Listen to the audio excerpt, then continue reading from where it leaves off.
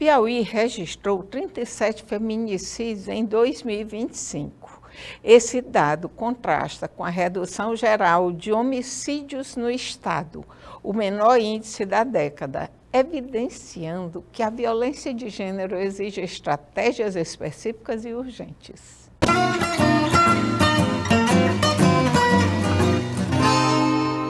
Seja na rede pública ou privada, o combate à violência na escola passou a ser um assunto pertinente, por que não dizer urgente, principalmente relacionada à figura feminina.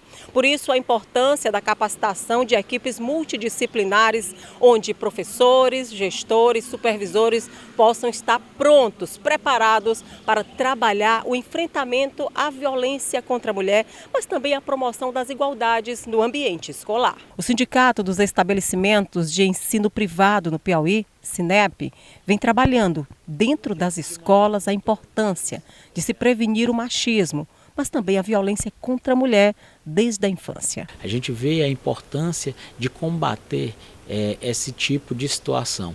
E várias as orientações são feitas dentro de sala de aula, são vários os compromissos que os alunos têm agora de respeito para que eles e as suas famílias, porque é importante que as famílias participem desse processo, estejam cada vez mais bem orientados e entendendo a situação que muitas vezes envolve o risco contra as mulheres, seja dentro de casa, seja dentro do ambiente escolar. De acordo com a psicologia, a cultura machista, a criação, o convívio familiar são alguns dos fatores que interferem no comportamento humano e na atitude das pessoas. Na escola, diante desse cenário de violência, o desafio é conscientizar meninos e meninas sobre a importância do respeito e da igualdade de gênero.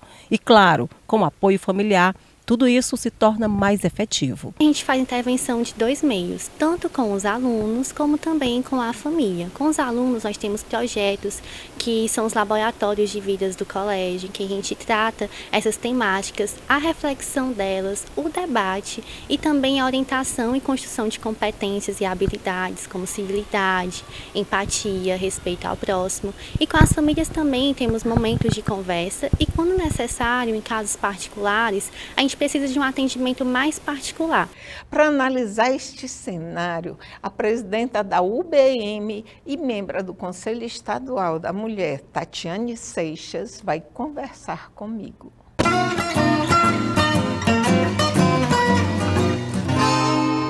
Fala um pouco dessa conexão com a escala 6x1, que ela atinge diretamente as mulheres, nós mulheres. Então, é interessante quando a gente resgata essa questão do 8 de março, que tem muita lenda, né? Que foi uma fábrica de tecido que havia pego. Não, o 8 de março, ele foi criado a partir de um congresso socialista internacional, né? Depois da Revolução Russa, que determinou que era preciso ter uma data simbólica que falasse dessa pauta exclusiva das mulheres. É tanto que é 8 de março, é o Dia Internacional de Luta das Mulheres. Não é um dia para se comprar flor, nada contra flores, né? Nem bombons, mas o que a gente precisa é fazer essa rememoração e fortalecimento das lutas. Essa é uma coisa. Outra coisa é que a experiência soviética, ou seja, o modelo de governo que se instalou na Rússia pós-revolução, ele é fantástico quando a gente traz essa questão da redução da jornada 6x1.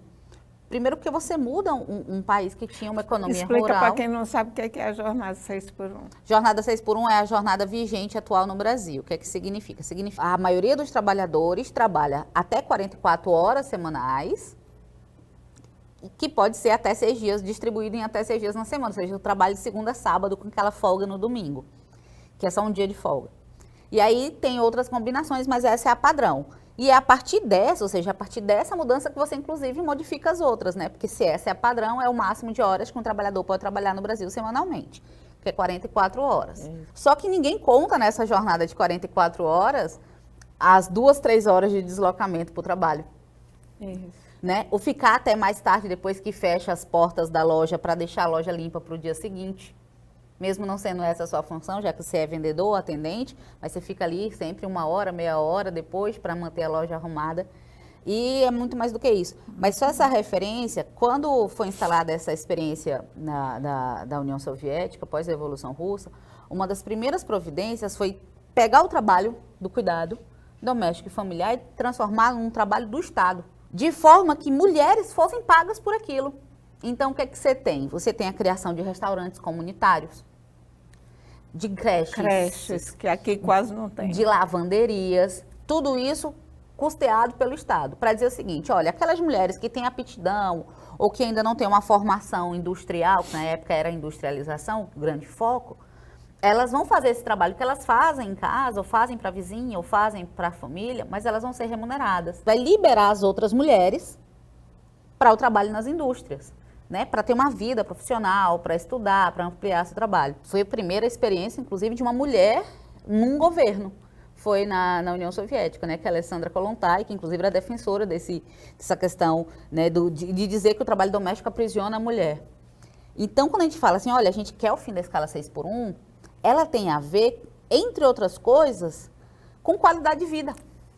E para as mulheres, com a possibilidade de respirar, porque o sábado à tarde, quando a mulher que trabalha no comércio volta para casa, é o início de uma jornada de quase 36 horas de trabalho extenuante. Porque ela vai lavar a roupa que ela não conseguiu lavar durante a semana, ela vai faxinar a casa que ela não conseguiu faxinar durante a semana, ela vai ver, preparar a rotina da escola dos filhos, fazer comida. E ela não tem tempo para outra coisa, ela sequer tem tempo de se aperfeiçoar para um emprego, né, que pague melhor, ou que seja o sonho dela, então ela vai ficar aprisionada ali. Mas isso serve para homem e para mulher também. Obviamente, como feminista e como mulher, a gente traz essa reflexão de que a escala 6x1, ela é uma das formas de você enfrentar essa desvalorização e invisibilidade do trabalho do cuidado. Várias pesquisas recentes e várias demonstrações reais recentes mostram que muitos países estão declinando significativamente suas taxas de natalidade. Tem muitos países, inclusive o Brasil, está entrando esse ano numa taxa que eles dizem que é uma taxa de não reposição, né? Porque eles acreditam que a taxa ideal de reposição seja 2,1 filhos por família. Isso. O Brasil vai chegar esse ano com 1,7. E aí existem campanhas mesmo que algumas oferecem dinheiro para mulheres jovens engravidar. Tem alguns países fazendo isso. Tem países obrigando mulheres a engravidar. Tem países oferecendo ofertas de emprego, Bolsa Família, que a galera da direita, né, os conservadores aqui no Brasil criticam. Tem países oferecendo bolsas de dinheiro para a mulher, assim, olha, engravide que a gente sustenta você e seu filho pelos primeiros 5 anos, a gente garante seu emprego. E eu tenho uma fala sobre isso. Socialmente, o mundo nos disse que parir não era bom. Porque parir ou nos tirava a liberdade, ou nos tirava da possibilidade de qualquer outra coisa, da carreira acadêmica, da carreira profissional, e tirava a nossa vida como mulher, nos transformava unicamente em mãe. Então, obviamente, as mulheres que conseguem escolher, as mulheres que conseguem ter essa opção de seguir sua vida sem maternar, sem parir, sem adotar, enfim, sem cuidar, vão fazer isso. E isso não é um problema nosso, isso é um problema da sociedade. E a sociedade que tem que mostrar pra gente que parir, que ser mãe, não é um impedimento para o resto da vida. Senão a gente vai continuar sem parir e a humanidade vai acabar. E a gente está trabalhando para a sociedade. Exatamente. Nós produzimos o principal produto da sociedade capitalista. Nós produzimos mão de obra.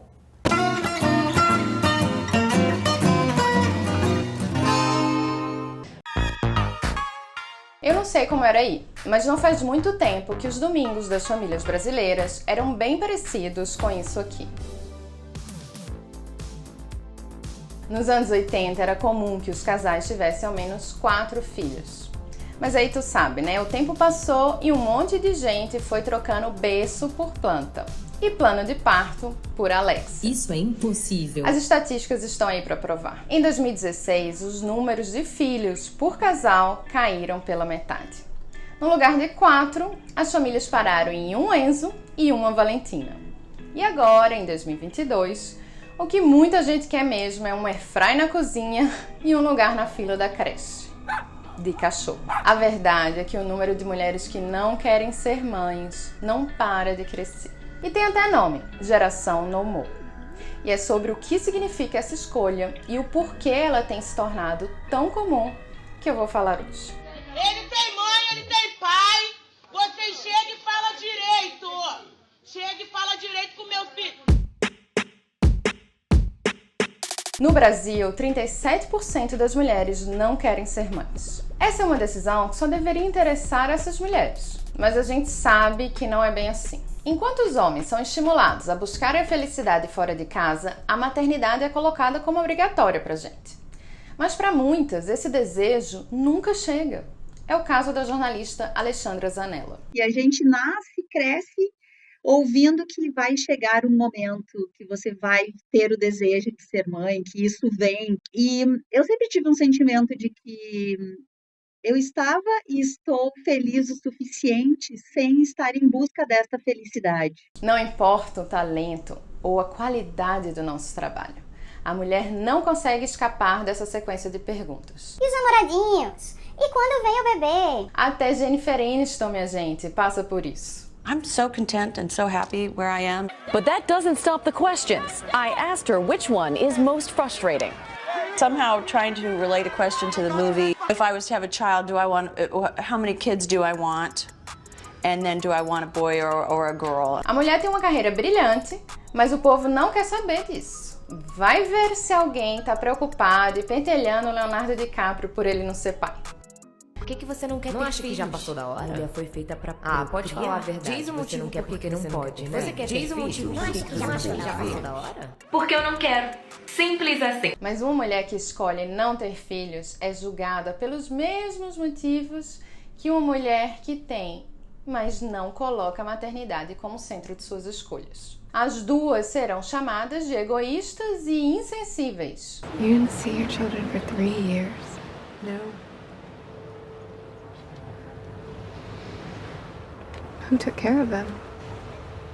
Their father and my mum, and then I came back for them. What did it feel like without them?